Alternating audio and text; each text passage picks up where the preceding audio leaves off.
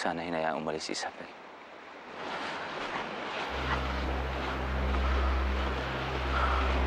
Basti! Asan si Isabel? Hindi ba kasama mo? Di ba nagkita kayo? Dapat magkikita kami.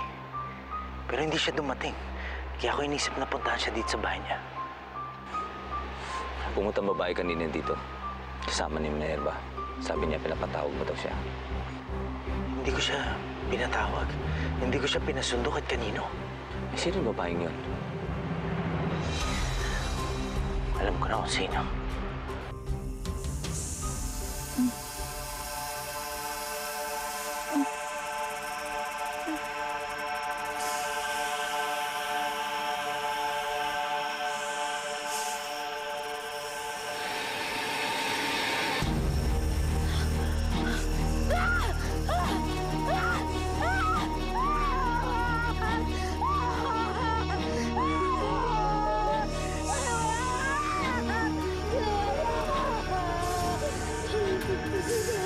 Ang itim na serpente, ang pinakamakanandag na ahas sa lahat. Ano, Eman? Nakita mo sila? Wala. Pero sigurado ako, si Nora lang may kayang gumawanan. Nasaan si Isabel? Saan nila dinala? O ano na, ate? Nadala mo ba si Ma'am Isabel dun sa hukay na sinasabi ko sa'yo? Oo. Sigurado ka ba makamandag yung mga ahas na nandun? Ate, ano ka ba? Lahat ng makakamandag na ahas dito sa gubat natin, pinapunta ko dun. Sandali, paano mo ba nalaman yung tungkol sa hukay? Ay, naku, ako pa. Lahat ng ahas dito sa gubat na to, kaibigan ko. Dikit. Oo nga, kaibigan mo nga pala lahat. Ang importante sa akin, hindi na ako guguluhin ng Isabel na yan. Sigurado ako na natutunan na niya yung leksyon niya na hindi mang ahas ng hindi kanya. Halika na, iwanan natin yung dali. Tara na.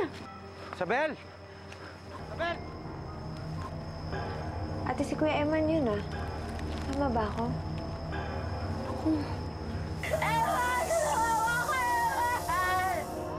Eman! Eman! Si Isabel andun! Isabel!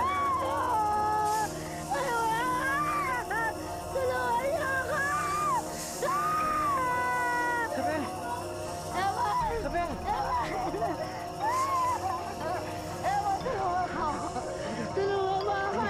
Huwag may kamay. Iwas mo yung sarili mo.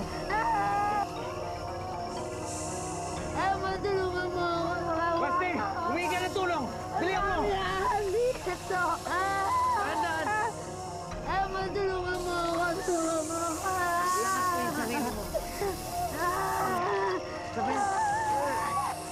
Halika na. Makikita pa nila tayo. Halika na. Naku, sandali. Baka makagat ng mga ahas si Eman. Isabel!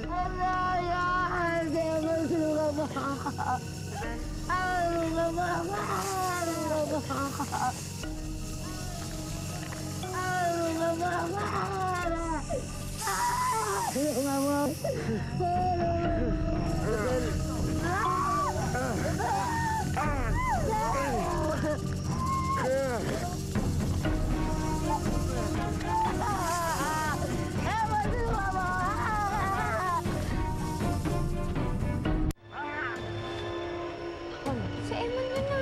Napesta na akong bala.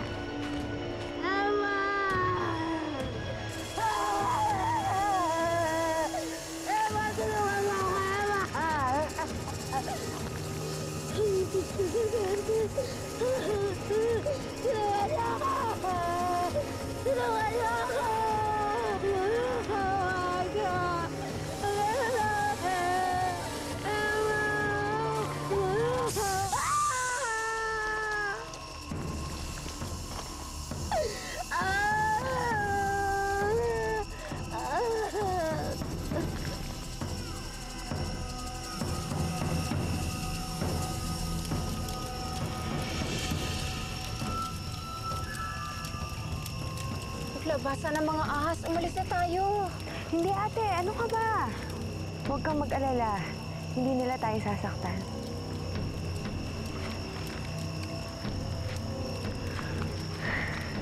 Ang itim na serpente. Kailangan natin tulungan si Eman. Teka lang, mga kaibigan, maaari ba kaming dumaan? At huwag niyo sasaktan ang kaibigan ko. Maaari ba yon? Ayun na.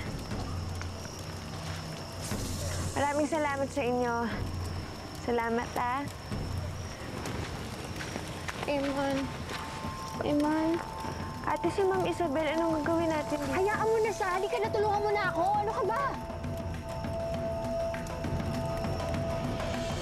Aurora, tama ba itong ginagawa natin? Para na rin to sa ikabubuti ng anak mo, Eddie. Ano namang klaseng buhay ang maibibigay sa kanya ng lalaking yun? Sila ni Basti. Sila ang nararapat para sa isa't isa. Sila ang dapat na magpakasal para sa ikabubuti ng lahat, pati na rin ang negosyo natin. Tito Eddie! Tito Eddie! Oh, Si Isabel, kailangan ng tulong. Ano?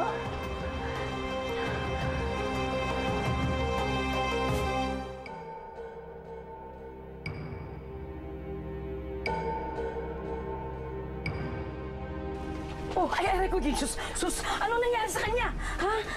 Anong nangyari? Eh, kasi nga ho, nakakagat ho ng mga ahas. Aling Gunding, tulungan niyo siya.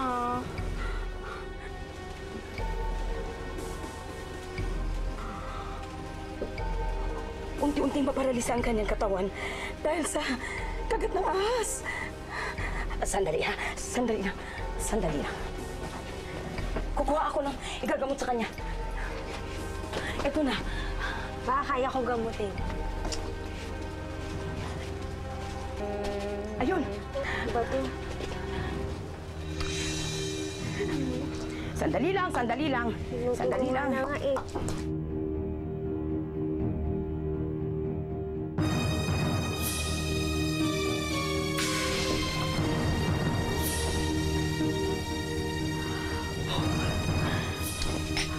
Alam nyo, ang dami niyong ritualis. Baka pwede mo pakibilisan na lang. Mamamatay na yung tao eh.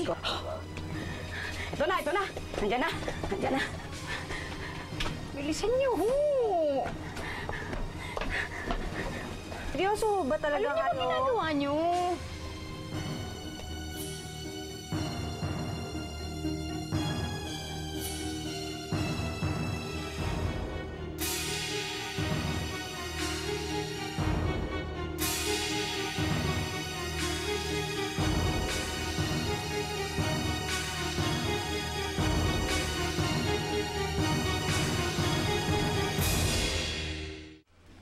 Eman?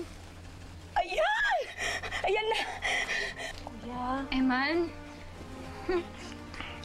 Ayan na, o. Tingnan mo, gumagalaw na, o. O, gumagalaw na siya. Gumagalaw na si Eman. Eman.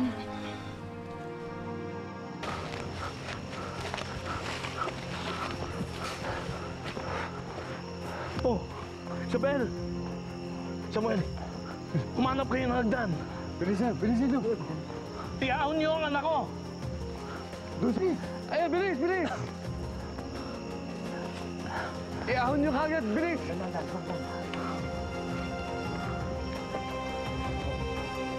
Lalay.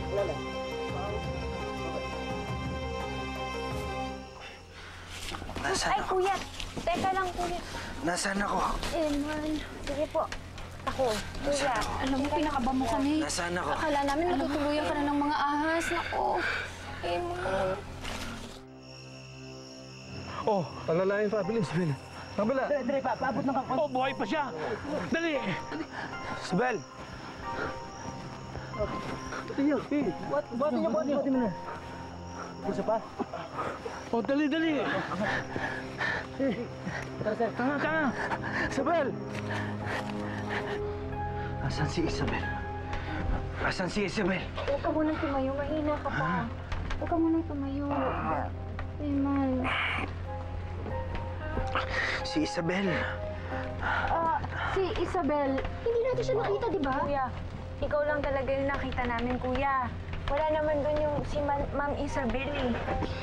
Eman, sandali lang. Huwag ka munang gumalaw. Huwag kang tumayo. Hindi ba malakas ang katawan mo? Dito ka lang muna. Kailangan ko hanapin si Isabel. Deno, pahinga ka muna, Eman. Kailangan ko hanapin si Isabel. Basti, ano bang ginagawa niya sa gubat? Bakit siya nandun? Tita, hindi ko po alam eh. Hindi mo alam, hindi ba ikaw nakakita sa kanya? Paano mo nalaman nandun siya? Nagising na lang po ako, tapos nakita ko po yung kwarto ni Isabel bukas po. Kaya ang ginawa ko po, sinundan ko po siya. Mabuti nga nakita ni Basti ito. Kung hindi, baka natuluyan siya. Boss, ito na ho yung gamot. Ay, salamat. Nasaan na, doktor? Parating na ho. Eh, naku, baka hindi na umabot yun.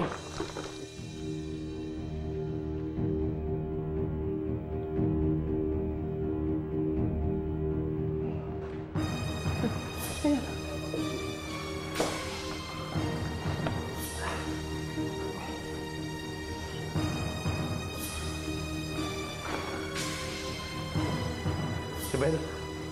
Isabel? Kulang pa, kulang pa. Ito pa. Kulang pa.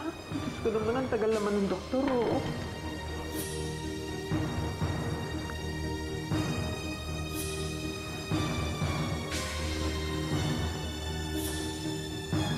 Ay, Isabel, ano nangyayari? Isabel! Isabel! Isabel! Isabel! Isabel! Diyos ko, Isabel! Isabel! Isabel! Isabel! Ang tagal naman ng Gumising doktor. ka! Isabel! Diyos ko, ano nangyayari sa anak ko? Isabel! Eddie, ano gagawin niyo?